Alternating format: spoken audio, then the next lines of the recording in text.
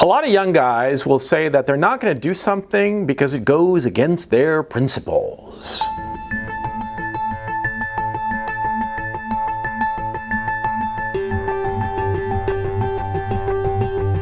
Oh yeah, these guys, these young guys especially, they're so full of it. Okay, they say, oh, this goes against my principles. I'm not going to do it, or I don't accept it. And little squawking little chickadees, for crying out loud. What the hell's the matter with them? What's wrong with them is that a lot of times they're confusing their preferences with their principles. A lot of times they would prefer something, one thing, whatever it is. But they think that this preference that they have is a principle that must be defended. This is a mark of immaturity, it's childish. You have to understand the difference between a principle and a preference. Because a lot of times a principle can masquerade as a preference, and a preference masquerade as a principle.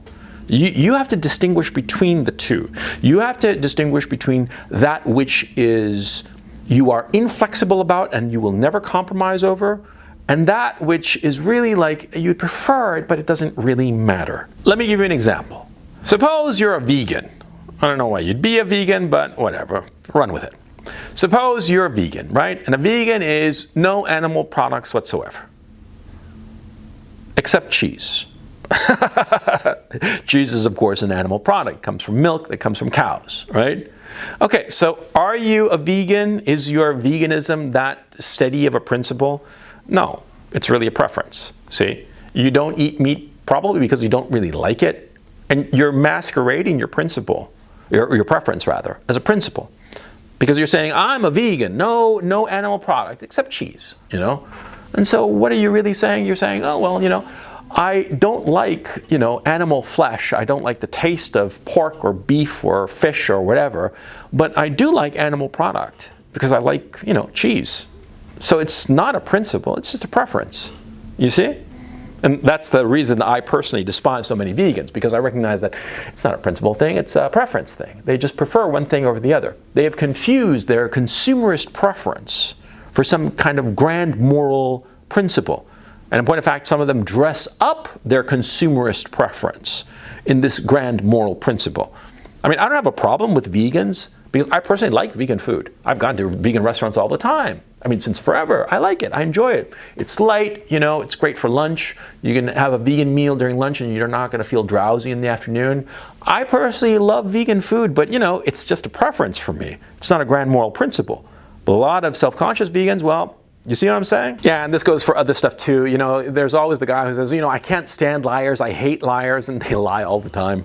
And they lie all the time about big things and little things, right? And they keep on going, and I hate liars. Liars are awful, right? But then they come across a liar, a known liar, a liar that's just clear as day he's a liar. Like, for instance, Bill Clinton. There are so many people, I remember in the 90s when he was president, and saying, oh, I hate liars, I hate this. They were talking crap about Newt Gingrich because he was like a, you know, he's a snaky guy, right? But, you know, then it came out that Bill Clinton was lying his pants off, literally, with Monica Lewinsky, right?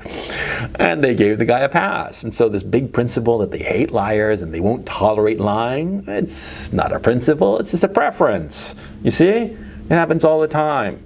It happens more that way than the other way. That is, of people confusing a preference with a principle. Offhand, I can't think of any time that actually happens, but the times that people confuse a preference with a principle, you'll realize that all the time, and you'll look at those people as hypocrites, right? And don't give me the stuff that you don't cotton and don't truck with hypocrites, because we all do. We are all hypocritical at different points in our lives, and sometimes at the same moment we're complete hypocrites, right? Number one. And number two, everybody is hypocritical and lies for various reasons, and so you just have to forgive people, yeah? But I think that's the point that I'm trying to make here, is that, see, you have to understand that a lot of times people want to be better than who they actually are. They just can't cut it. They can't, you know, live up to their principle. They want to be a vegan, but they love cheese, right? That happens all the time, and you have to forgive people. You can't hold them to a standard. You know, this isn't some sort of inquisition. This is just life, you know? And it's messy and sloppy, and we all want to be better than who we actually are. And a lot of times we just can't live up to that. We say that we're in favor of this thing, this great principle. We're going to reach this great principle. Yeah! And then, they settle. They settle and they don't reach for the great principle. And, that's how people are. And you who are young, don't begrudge people for it. Be understanding. Because a lot of times, people really want to achieve greatness. People really want to live up to their principles, but they can't. It's just beyond them. It's too heavy a burden. Yeah, and also, don't get caught in the trap of confusing one of your preferences for a principle and thereby, because you think it's a principle, having to do something that will go against your best interest. Let me explain. So you're a vegan, like in the previous example, right? But you love cheese, which means that you don't have the principle, right? Let's suppose, for the sake of argument, that you are a strict vegan, right? You're a strict vegan, and it turns out that you have to actually consume animal protein, or else you're going to become severely malnourished, right? Okay, so what do you do there? Do you die and live by your principles of veganism? No, of course not. That would be stupid, okay? The animals are getting slaughtered anyway, okay? Your consumption of, a steak is not going to change the fact that they're slaughtering cows every day, every minute of the day, okay? It's not going to change anything. So who are you hurting? Living up to this principle of yours. Oh, I'm not going to eat meat, yeah? Who is benefiting here? More to the point, who is being harmed? Huh? Are you changing anything? Yes, of course, if everybody becomes a vegan, then the meat industry grinds to a halt, right? But in this hypothetical that I've set up, I'm basically saying that if you do not eat meat, you will die of malnutrition, lack of vitamins, protein, whatever it is, okay? And yeah, you can say that veganism, you can eat tofu and it's the same as beef. But let's say, for the sake of this hypothetical, that it's not the case, that you have to eat meat. If you don't eat meat, you're going to die tomorrow. Do you live by these principles of yours of veganism and die tomorrow? It's a hypothetical, so I can do whatever I want here, right? Tomorrow you will die if you don't eat a steak. You not eating a steak is not going to change anything. You living by your principles is going to ensure your death tomorrow. What do you do? Seriously, and this is a serious question. Because these principles, what you think are principles, they're just preferences, or they are self-destructive principles. And what you're really looking for is not a principled life. No. What you're really looking for is to feel that you are morally superior. And that's pride. Yeah, because ultimately that's what I'm talking about here. Okay? That's the real point of this video. So many people who run around saying that they have their principles and whatnot, what they're really trying to do is show off their superior morality. They are filled with pride, thinking that they are vegans, that they are anti-war or anti-this or pro-that or whatever. Okay? There are very, very few people who truly live up to their principles and truly hold them. Very, very few people.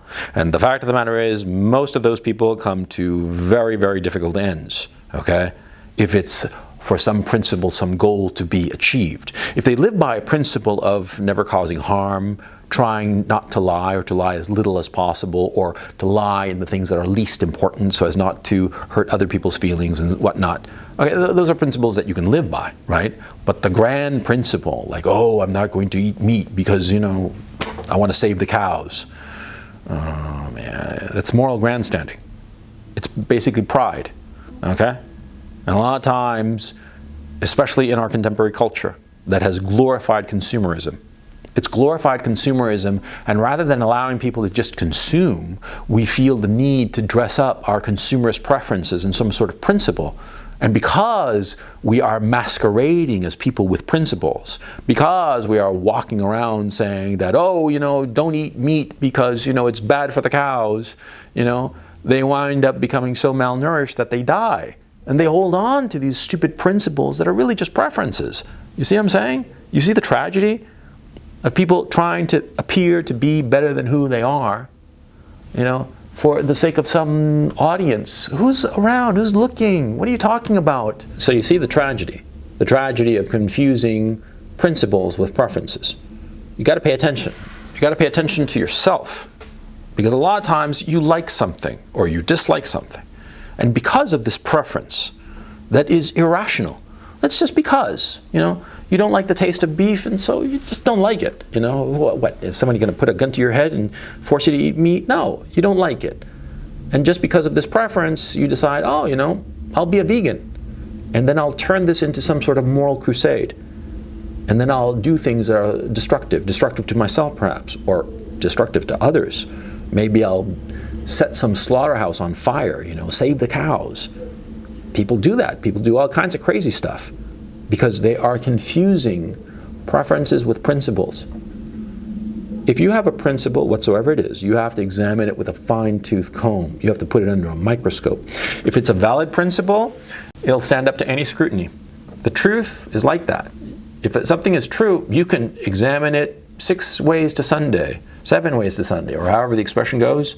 You can examine it with a microscope, an electron microscope. You can go over it day and night for weeks on end, and the truth isn't going to change because it's the truth. If you have a principle, it should be able to stand scrutiny. It should be able to stand scrutiny of anything, any hypothetical, any thought experiment. And you should put your different principles, whatsoever you believe those principles to be, under the intellectual microscope that you carry around in your head and see if it's a real principle or if it's just dressed up in the garments of principles so as to hide the fact that it's just something that you prefer. I think a lot of kids, young guys, would save themselves a lot of problems if they did this little experiment. I know I would have.